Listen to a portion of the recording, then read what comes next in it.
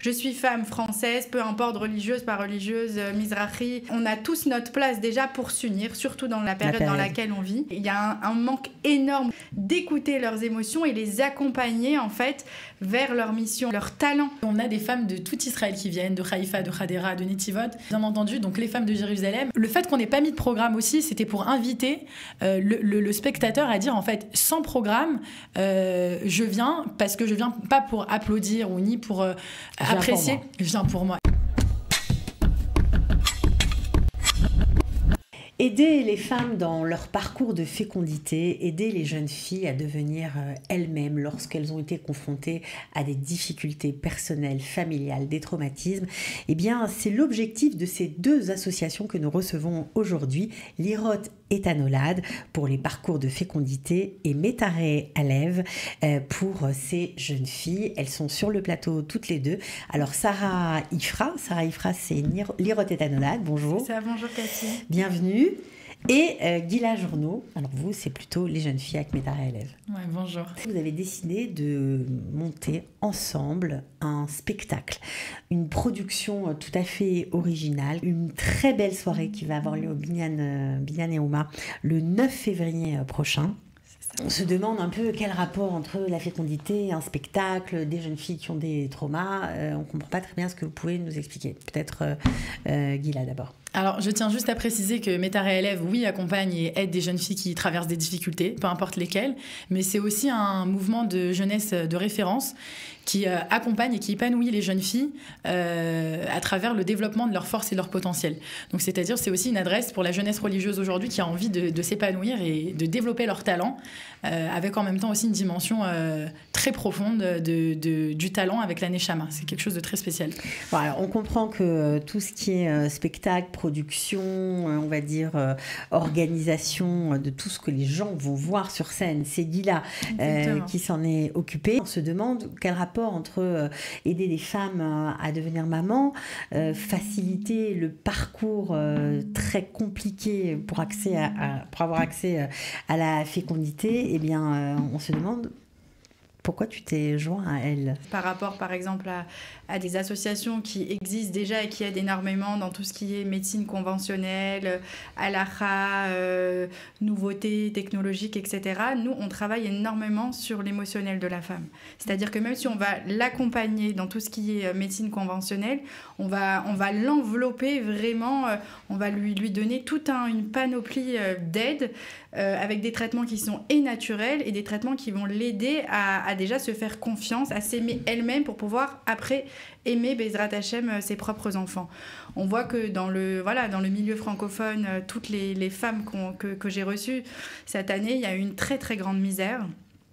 En fait, des femmes qui sont complètement, vous croisez même au bout de votre rue, quoi, et qu'elles sont complètement détruites psychologiquement. À cause des traitements qui sont lourds et compliqués. À cause des traitements qui sont lourds et des échecs. Compliqués, des échecs, des déceptions, ou simplement des femmes qui commencent un parcours de poriout, mais qui ont eu une jeunesse, une éducation et des traumatismes hyper violents, et donc elles n'ont jamais donné d'écoute et d'acceptation à ce mal-être. Et donc du coup nous, avant de l'aider et de l'accompagner dans tout ce qui est tachles, quoi, on y va, on va t'accompagner dans les traitements, et ben on va d'abord en amont lui donner par exemple lui mettre des professionnels qui vont l'aider psychologiquement, émotionnellement, et c'est des femmes des fois qui n'ont même pas le temps de partir en FIV, disons, et qui tombe enceinte, ou incroyable. Ça veut dire comment le psychique et le mental, des fois, a de l'impact sur ces femmes-là. Et donc, le rapport entre nous, c'est que nos associations, elles donnent les deux une enveloppe émotionnelle à la jeune fille et à la femme. Et en fait, quand Gila, elle va s'occuper de jeunes filles et les aider à accepter leurs émotions, leur mal-être, leur dépression, aujourd'hui c'est très courant dans le monde dans lequel on vit, mais en fait, moi, ça facilite aussi mon travail, et on récupère des femmes qui sont beaucoup plus, on va dire, beaucoup plus à l'aise avec leurs problèmes, parce que tout le monde en est, à l'aise avec leur corps, et donc du coup, le chemin pour aller à la poriout, il est beaucoup plus... pour devenir maman, tout simplement. Voilà, il est beaucoup plus léger et facile. Et il y a un manque énorme, que ce soit pour les jeunes filles ou pour les femmes d'écouter leurs émotions et les accompagner en fait vers leur mission, les accompagner vers leur talent. Moi, c'est même les femmes aujourd'hui, elles sont brisées de ne pas être elles-mêmes en fait. Donc on a vu que le rapport, il était juste évident. D'accord. C'est pour ça que vous avez intitulé ce spectacle, cette soirée, « Et tu choisiras la vie ». Ouais. Choisir la vie, je pense que c'est une question de choix, dans le sens où on se dit, ok, on a reçu un lot, un destin, dans lequel on va avancer, on va construire sa vie, mais la manière dont on va en fait parcourir cette vie, avec quel instrument, avec quel bagage, avec quelle vision, ça dépend en fait ça dépend de ton choix que tu as envie d'emprunter dans ta vie. Donc des personnes qui se disent, tu comprends, j'ai telle difficulté, telle épreuve, telle complication, comment tu veux que j'avance? C'est pas facile. Certes, c'est pas facile. Ce qu'on veut faire passer dans ce message-là, de cette soirée-là, c'est que ta vie, avec toutes ces embûches et ces obstacles, tu l'as choisi. Pour elle, tu savais que ta mission, c'était d'arriver à tel endroit. Et tu as choisi, en fait, exactement quel kélim, en fait, il fallait que tu prennes pour pouvoir arriver à cette mission-là. Donc, des fois, on a besoin un peu d'épreuves, on a besoin, des fois, de quelques claques pour pouvoir comprendre, en fait, moi, je pense même sortir tout le potentiel. De la même manière que moi, je dis souvent ça dans mes frachatra là, qu'un peu de sel, le sel, ça fait ressortir le goût de l'aliment. Pourtant, quand on le goûte, il est pas agréable, c'est pas bon. Des fois, quand on reçoit un peu de sel comme ça d'Akadosh Baruch Hu qui nous dit là, non, tu voulais, non, je t'ai pas donné. Tu pensais que ça, c'était pour toi. Et moi, je pense que c'est l'autre côté. C'est du sel qui va te développer ta conscience personnelle, ta réflexion, et choisir ensuite de quelle manière tu vas sublimer cette épreuve-là. Et je pense que de quelle manière on sublime, ça vient d'un choix. Et il ne faut pas dire, tu comprends, c'est normal, c'est normal, oui, mais si tu es passé par là, c'est que tu avais les capacités de t'en sortir. Et plus tu vas ouvrir les bras vers le shefa, vers la bracha, vers le remerciement et le fait d'avancer, plus ta vie, en fait, elle sera à l'image de ta perception de vie. Alors, ce qui est très spécial, on va dire, avec ce spectacle que vous avez préparé, c'est que vous n'avez pas donné le programme jusqu'à aujourd'hui. Vous n'avez rien dévoilé, vous avez commencé à en parler en disant « Viens, et tu choisiras la vie ». Il y avait le titre quand même. Ouais, le titre. Il y a une espèce de compte à rebours. C'est donc Binyan Neoma, je répète. Pourquoi ? C'est un parti pris et un choix très osé et très risqué de ne pas avoir dévoilé le programme, parce que aujourd'hui, même le public français spécialement, il a toujours un peu plus du mal à fériariser une soirée sans en connaître, entre guillemets, ce qu'il va avoir du début jusqu'à la fin. Sûr.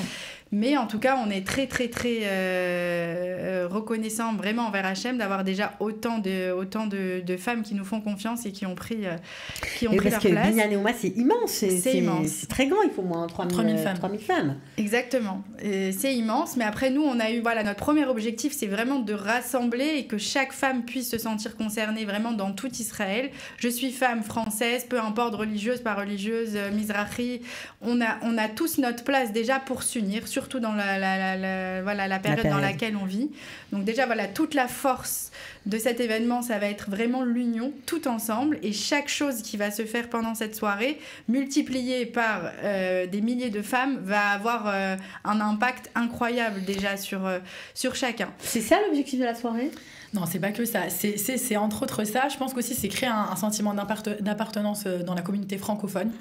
Parce que c'est bien entendu de s'intégrer dans la société, mais c'est aussi important de savoir d'où on vient et qu'à travers notre histoire, on a aussi quelque chose à transmettre et à garder. Et donc ça, c'est une des premières choses. Je pense qu'aussi, on sait que la bracha réside dans les choses qui sont cachées.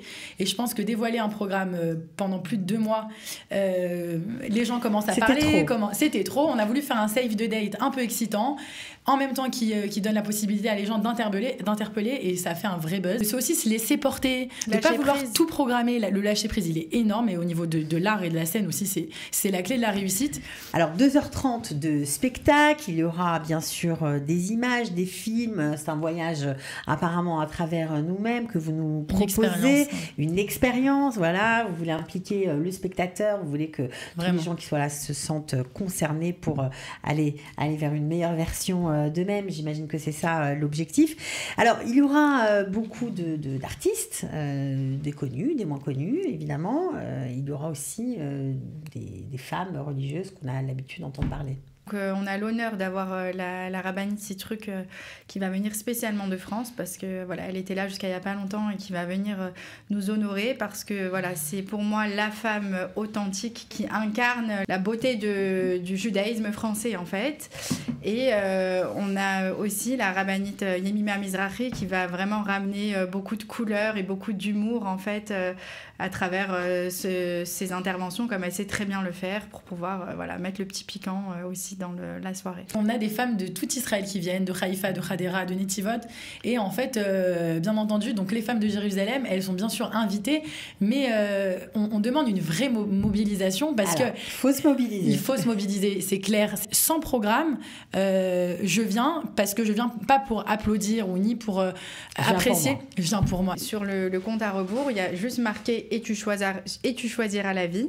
Une invitation à être. Donc aujourd'hui, je m'amuse un petit peu avec humour que quand les personnes demandent le programme, je leur dis tu es invité à être quoi. Aussi, j'invite tous celui et celles qui auraient envie de soutenir ce projet et nous aider à réaliser en fait cette mission incroyable de rendre les gens épanouis et d'être enfin.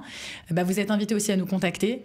Il y a aussi un numéro et pour la réservation des tickets, Cathy, mais aussi tous celui qui aura envie de nous encourager et de nous soutenir. Vous êtes la bienvenue. Ok, alors on va donner bien sûr redonner le numéro de téléphone et puis on va donner le lien pour s'inscrire. Donc 058 52 126 27 et si vous voulez réserver votre place, c'est Coravit 65 65. Voilà, en tout cas, bonne chance à toutes les deux. Merci bonne chance beaucoup. À vous toutes. Voilà. Amen, merci. Bravo. Puis une petite mention spéciale parce qu'on ne l'a pas citée, elle le mérite bien. Sarah Tayeb qui est coach, life coach et qui présentera aussi votre très belle soirée. Quant à vous, bravo. Et puis, bonne chance à tous. Merci. Merci beaucoup.